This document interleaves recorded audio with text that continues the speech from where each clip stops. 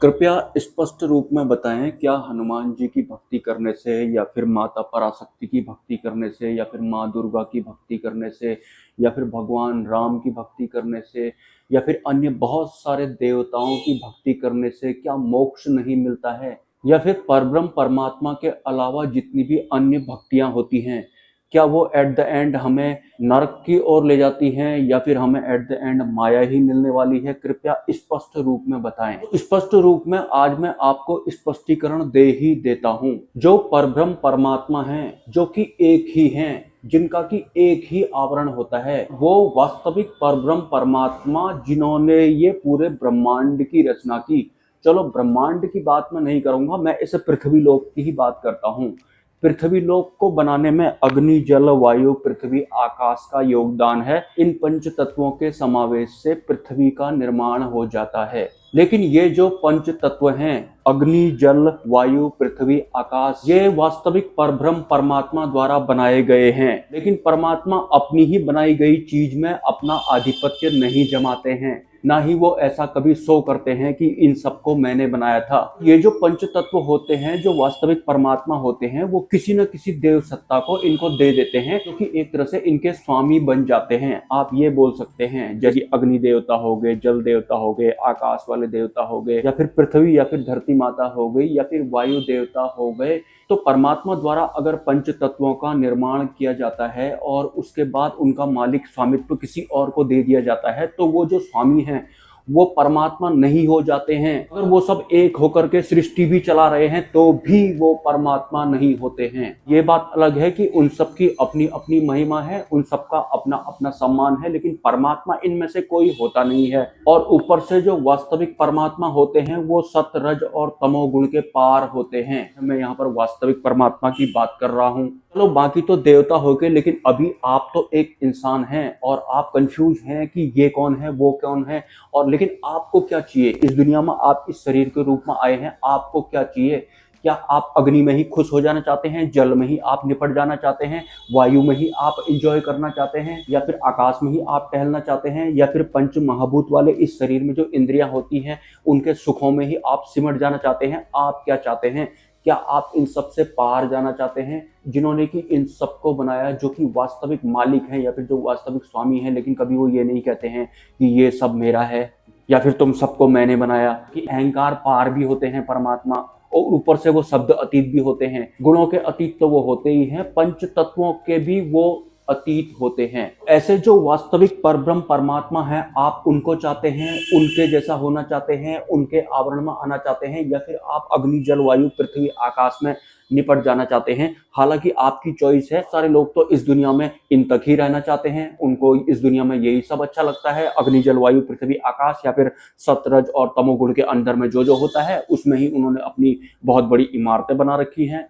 और वास्तविक परमात्मा इन सब के पार होते हैं। ये तो थी परमात्मा की बेसिक जानकारियां, लेकिन ये ज्ञान इकट्ठा करने से कुछ होता नहीं है। अगर आप परमात्मा की शरण में आना चाहते हैं या फिर आप उनकी अनुभूति करना चाहते हैं, तो आपके गुरु ऐसे होने चाहिए जिनको परमात्मा द्वारा ही नियुक्त किया गया हो, जो कि अंतिम गुरु होते हैं या फिर अक्षर ब्रह्म सत्पुरुष होते हैं। उनके अलावा इस पूरे पृथ्वी लोक में ये पात्रता किसी के पास होती नहीं है, जो आपको आत्म साक्षात्कार करा दे या फिर जो आपको परब्रह्म परमात्मा की अनुभूति करा दे। उनके अलावा ये गुण या फिर ये काबिलियत या फिर ये पात्रता किसी के पास नहीं है इस पूरे पृथ्वी लोक में। और हाँ, वास्तविक आध्यात्म क्या होता है या फिर वास्तविक मोक्ष क्या होता है, वास्तविक परमात्मा कौन होते हैं, बाकी अन्य कौन होते हैं, या फिर तू कौन है बाद में मैं कौन हूं, इसका पता लगाने के लिए या फिर इसकी अनुभूति के लिए आपको सिर्फ एक व्यवस्था की तरफ बढ़ना है। इसके अलावा आपको ऐसा वास्तविक अनंत ज्ञान जिसमें कि आप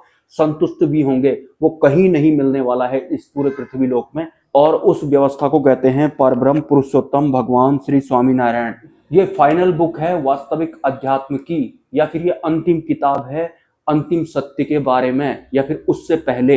हालांकि ये अंतिम किताब है, ये किसी ने बोला नहीं है, ये कहीं पर लिखा हुआ नहीं है, ये मेरा पर्सनल है, लेकिन मुझे पता है कि ये अंतिम किताब है। अगर आपको वास्तविक सत्य चाहिए, आपको वास्तविक मुक्ति चाहिए, आपको वास्तविक परमात्मा अगर आप अनुभव करना चाहते हैं, तो आपको सिर्फ इनकी तरफ बढ़ना पड़ेगा। इनके अलावा ये पात्रता किसी के पास नहीं है, क्योंकि परब्रह्म परमात्मा द्वारा ही ये सब व्यवस्था हम इंसानों के बीच में रखी गई है। देखिए, मैं जो हूं ना, मैं भी बिल्कुल आपकी ही तरह हूं। मैं भी इस दुनिया में आया था, मैंने इस दुनिया में बहुत तरह के भगवानों के नाम सुने, मैं सबको मानने लगा, मैं सबकी भक्तियां करता था, और ऊपर से भक्तियां करने के दौरान मुझे अनुभव भी होते थे, मैंने इस चैनल पर शेयर भी किए हैं, मैं उनको बहुत मानता भी था। एक बेसिक प्रचलन की बात अगर मैं करूं, हमारे इस पृथ्वी लोक में जो चीज जितनी ज्यादा पुरानी होती है उतनी ही ज्यादा उसकी मान्यताएं होती हैं, या फिर उतना ही ज्यादा वो स्प्रेड हो गए होते हैं या फिर फैल गए होते हैं।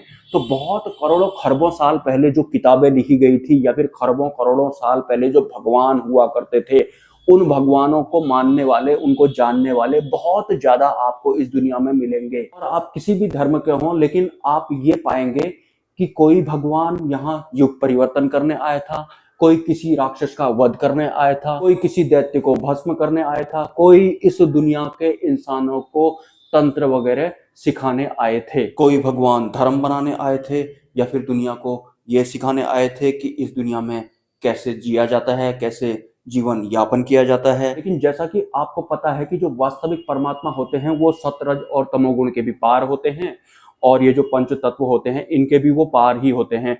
तो जब वास्तविक परब्रह्म परमात्मा अवतार लेते हैं तो वो युग परिवर्तन करने नहीं आते हैं, वो किसी दैत्य का वध करने नहीं आते हैं, भस्मासुर को भस्म करने में भी वो नहीं आते हैं, और ना ही वो किसी तरह का कोई नया धर्म बनाने हेतु इस दुनिया में अवतार लेते हैं, क्योंकि वो वास्तव में पर ब्रह्म होते हैं, या फिर वो पार ब्रह्म होते हैं, वो वास्तव में माया पार होते हैं।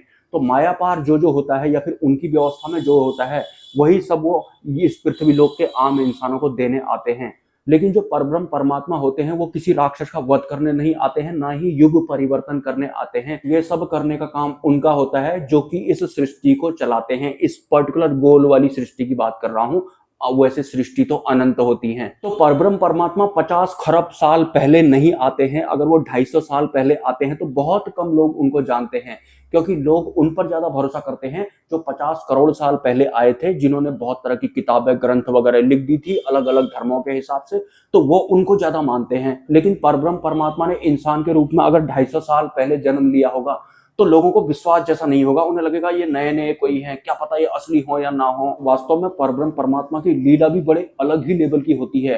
वो चाहें तो आप उन्हें पहचान पाएंगे, वो चाहें तो परब्रह्म परमात्मा या फिर अंतिम गुरु आपके जीवन में आएंगे। अगर आपका टर्न नहीं आया होगा तो आप अक्षरधाम भी पहुंच जाएंगे, आपको अंतिम गुरु भी मिल जाएंगे, आप फिर भी उन पर शक करेंगे, या फिर आप कुछ इस तरह से बात करेंगे कि तू मुझे कोई नया धर्म बनाने वाला लग रहा है, या फिर पहले से ही किसी को काल ने या फिर माया ने लपेटा होगा।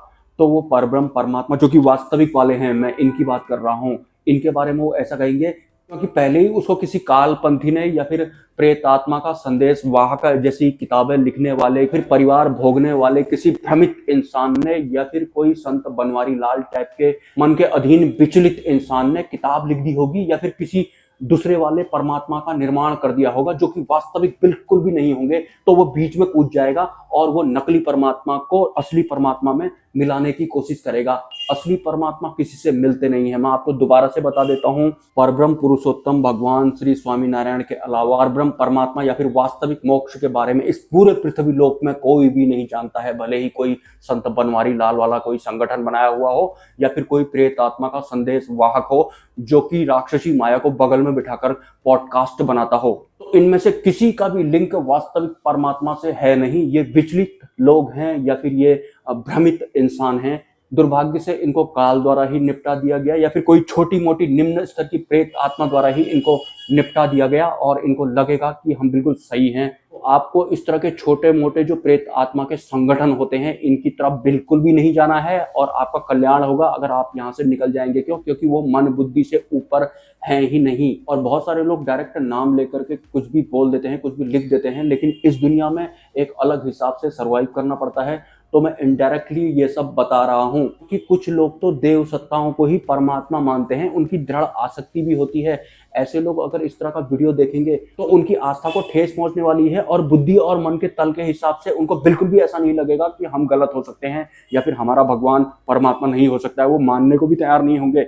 रियलिटी में उनका टर्न आया ही नहीं होता है कि वास्तविक परब्रह्म परमात्मा की मर्जी के बगैर तो उन्हें कोई जान भी नहीं सकता और समर्पण भी नहीं कर सकता। तो बहुत ज्यादा खुशकिस्मत होते हैं वो इंसान जिनको परब्रह्म परमात्मा की भक्ति नसीब होती है या फिर जिनको अंतिम गुरु का सानिध्य प्राप्त होता है। और अंतिम गुरु के अलावा या फिर अक्षर ब्रह्म सत्पुरुष के अलावा हमें परब्रह्म परमात्मा की अनुभूति कोई दूसरा नहीं करा सकता है। और वही अंतिम गुरु के अलावा इस पृथ्वीलोक में ऐसा कोई भी गुरु नहीं है जो आपको आत्म साक्षात्कार करवा पाए। ये पात्रता भी सिर्फ अंतिम गुरु के पास है। जो जन्म मृत्यु का बंधन होता है वो कारण शरीर की वजह से होता है। उस कारण शरीर को हमेशा हमेशा के लिए कट करने की पात्रता भी सिर्फ अक्षर ब्रह्म सत्पुरुष के पास है। ये लाइनें आपको भूलनी नहीं है। भले ही अक्षरधाम के अलावा आपको कोई भी कुछ भी बताए, कहीं कुछ भी लिखा हो, आपको बुद्धि से समझकर यहाँ पर कमेंट करने के लिए नहीं आना है। वास्तविक परमात्मा आपको चाहिए तो ये अंतिम किताब है। और ये जो अंतिम किताब है ये भी सिर्फ उनको ही पढ़ने को मिलती है या फिर उनको ही नसीब होती है जिनके ऊपर परमात्मा परब्रह्म की कृपा होती है, वरना ये किताब भी आप तक नहीं पहुंच पाएगी। इस पर्टिकुलर टॉपिक पर अगर आप कुछ लिखना चाहते हैं तो लिख सकते हैं। मिलते हैं किसी नेक्स्ट वीडियो में। नमस्कार।